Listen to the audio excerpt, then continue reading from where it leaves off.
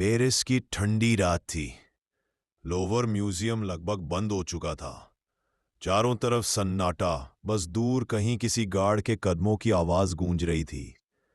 उसी म्यूजियम के एक बड़े हॉल में एक बुजुर्ग आदमी लड़खड़ाते हुए भाग रहा था। उसका नाम था जैक सोनियर।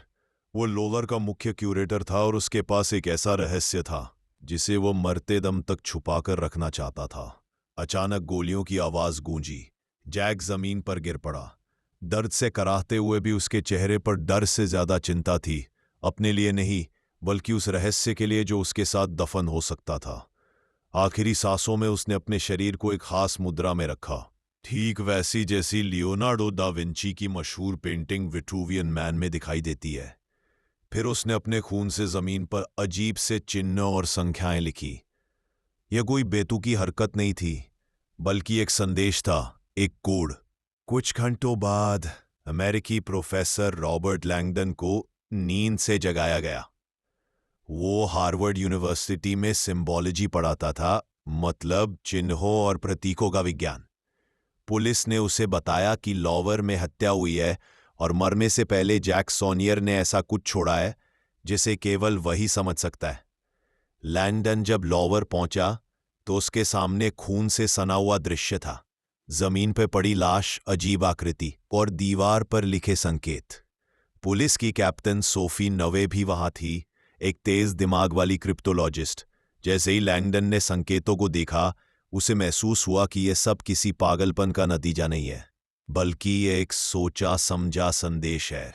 दीवार पर लिखी संख्याएं दरअसल फिबोनाची सीरीज की अव्यवस्थित श्रृंखला थीं। लैंगडन ने तुरंत समझ लिया कि इन्हें सही क्रम में लगाने पर कुछ और संकेत मिलेगा। तभी सोफी ने उसे चुपके से बताया कि पुलिस को शक है कि हत्यारा वही है। जैक सोनियर ने मरने से पहले उसका नाम लिखा था। यह सुनकर लैंगडन के पैरों तले जमीन खिसक गई, लेकिन सोफी को उस पर भरोसा था क्योंकि जैक्स उसका दादा था और वो जानती थी कि वो झूठ नहीं बोल सकता। उसने लैंगडन को भागने में मदद की। अब दोनों फरार थे, एक हत्या के इल्जाम में और दूसरे अपने दादा की आखिरी पहेली को सुलझाने के लिए। कोड उन्हें लॉवर के अंदर ही एक और जगह ले गया, लियोनार्डो दा विंची की मशहूर पेंटिंग मोनालिसा के पास। वहां छुपा था अगला संकेत। धीरे धीरे उन्हें एहसास हुआ कि पूरा खेल दा विंची की कलाओं पर आधारित है। हर पेंटिंग, हर स्केच एक दरवाजा था जो अगले रहस्य की ओर ले जाता था। जैसे जैसे वे आगे बढ़ते गए, एक खतरनाक संगठन उनका पीछा करने लगा। एक धार्मिक समूह जो मानता था कि कुछ सच ऐसे होते हैं जिन्हें दुनिया के सामने कभी नहीं आना चाहिए। इस संगठन के लिए हत्या कोई पाप नहीं थी, बल्कि एक पवित्र कर्तव्य। लैंगडन और सोफी को पता चला कि यह सब केवल कला का रहस्य नहीं है। ये कहानी जुड़ी है ईसाई धर्म, चर्च और यीशु से जुड़े एक ऐसे सच से जो सदियों से दबाया गया है। कहा जाता है कि यीशु की असली कहानी वैसी नहीं है जैसी दुनिया को बताई गई। एक पुराने दस्तावेज का जिक्र आता है, ऐसा दस्तावेज जो साबित कर सकता है कि इतिहास को बदला गया है। इस दस्तावेज की रक्षा एक गुप्त समाज करता आया है, पीढ़ी दर पीढ़ी।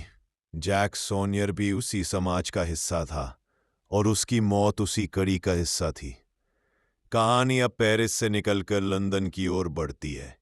सुराग उन्हें एक पुराने चर्च और फिर एक बैंक तक ले जाता है, जहां एक सेफ के अंदर छुपा है एक और बड़ा रहस्य। हर कोड के साथ खतरा बढ़ता जा रहा था। हर गलती उनकी जान ले सकती थी। इसी बीच सोफी को अपने अतीत के बारे में ऐसी बातें पता चलती हैं जिन्हें उसने कभी सोचा भी नहीं था। उसके माता पिता की मौत, उसके दादा की चुप्पी, सब कुछ एक बड़े सच से जुड़ा हुआ था। लैंगडन समझ चुका था कि यह केवल एक हत्या की जांच नहीं है, ये एक युद्ध है, सच और परंपरा के बीच, सवाल और अंधविश्वास के बीच। और इस युद्ध में हथियार थे, पेंटिंग्स, सिंबल्स और कोड्स।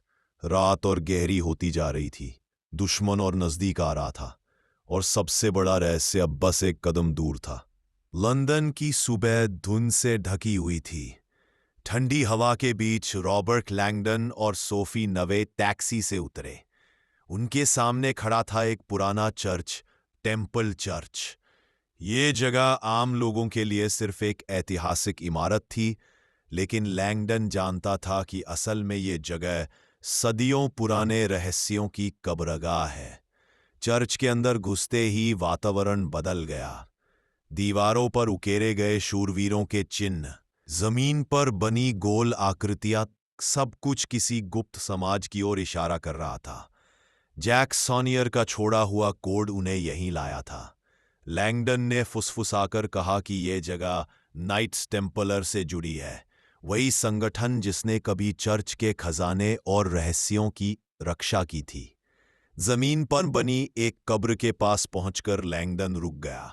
कोड के अनुसार अगला सुराग यही छुपा था। जैसे ही उन्होंने कब्र को ध्यान से देखा, एक और सच्चाई सामने आई। ये रास्ता किसी खजाने का नहीं, बल्कि एक भ्रम का था।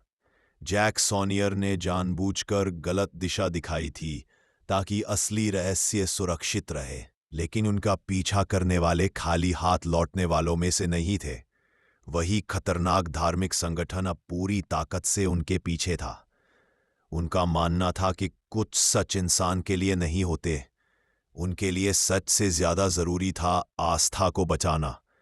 भागते भागते सोफी और लैंगडन एक ऐसे व्यक्ति के पास पहुंचे जो इस पूरे खेल का एक अहम मोहरा था। ली टीबिंग, एक अमीर पढ़ा लिखा व्यक्ति जिसे इतिहास और धर्म का गहरा ज्ञान था। वही उन्हें बताता है उस सबसे बड़े रहस्य के बारे में जिसे होली ग्रेल कहा जाता है। दुनिया होली ग्रेल को एक प्याला मानती है, लेकिन सच्चाई इससे कहीं ज्यादा अलग थी। लैंगडन और सोफी को पता चलता है कि ग्रेल कोई वस्तु नहीं बल्कि एक रहस्य है, एक वंश, एक सच्चाई जिसे सदियों से छुपाया गया है। यह रहस्य सीधे यीशु के जीवन से जुड़ा हुआ है। जैसे जैसे परतें खुलती जाती हैं, सोफी के लिए यह कहानी व्यक्तिगत होती जाती है। उसे एहसास होता है कि उसका दादा केवल एक क्यूरेटर नहीं था, बल्कि उस गुप्त समाज का आखिरी संरक्षक था जो इस रहस्य की रक्षा करता आया था। और सबसे बड़ा झटका, सोफी खुद इस रहस्य से जुड़ी हुई है। इस बीच एक और सच्चाई सामने आती है। ली टीबिंग वही इंसान था जो पर्दे के पीछे से सब कुछ चला रहा था। उसका मकसद सच को बचाना नहीं, बल्कि उसे दुनिया के सामने जबरदस्ती लाकर इतिहास बदल देना था। उसके लिए साधन गलत नहीं थे, चाहे उसमें कितनी जाने क्यों न जाए। जब ये धोखा सामने आता है तो खेल पलट जाता है। अब दुश्मन सामने है और समय बहुत कम। पुलिस, चर्च और वह गुप्त संगठन तीनों एक साथ हरकत में आ चुके थे। कहानी अब पहुंचती है स्कॉटलैंड, एक शांत से इलाके में स्थित रोसलिन चैपल। बाहर से ये एक साधारण चर्च लगता है, लेकिन अंदर की दीवारों पर उकेरे गए चिन्ह चीख चीख कर कुछ कह रहे थे। हर आकृति, हर नक्काशी एक भाषा थी, सिंबल्स की भाषा। लैंगडन को समझ में आता है कि असली रहस्य यहाँ दफन नहीं है। यह जगह सिर्फ एक संकेत है, एक आखिरी परीक्षा। असली ग्रेल कहीं और सुरक्षित है, वहां जहां कोई उसकी कल्पना भी नहीं कर सकता। जब सब कुछ शांत हो जाता है, दुश्मन हार जाते हैं और सच्चाई सामने आ जाती है, तो लैंगडन एक बड़ा फैसला करता है। वो सच को जबरदस्ती दुनिया के सामने नहीं लाता, क्योंकि हर सच को साबित करना जरूरी नहीं होता। कुछ सच महसूस किए जाते हैं। सोफी अपने अतीत को स्वीकार करती है। वो समझ जाती है कि उसका अस्तित्व ही उस रहस्य का सबूत है। उसे किसी मंच, किसी घोषणा की जरूरत नहीं। कहानी के अंत में लैंगडन फिर से लोवर लौटता है, वही जगह जहां से सब शुरू हुआ था। वो मोनालिसा को देखता है और मुस्कुराता है। अब वो जानता है कि दा विंची सिर्फ एक कलाकार नहीं था, वो एक संदेशवाहक था जिसने अपनी कला में सच छुपाकर आने वाली पीढ़ियों के लिए छोड़ दिया। सच अब भी सुरक्षित है, कोड अब भी जिंदा है, और दुनिया अब भी सवाल पूछने से डरती है।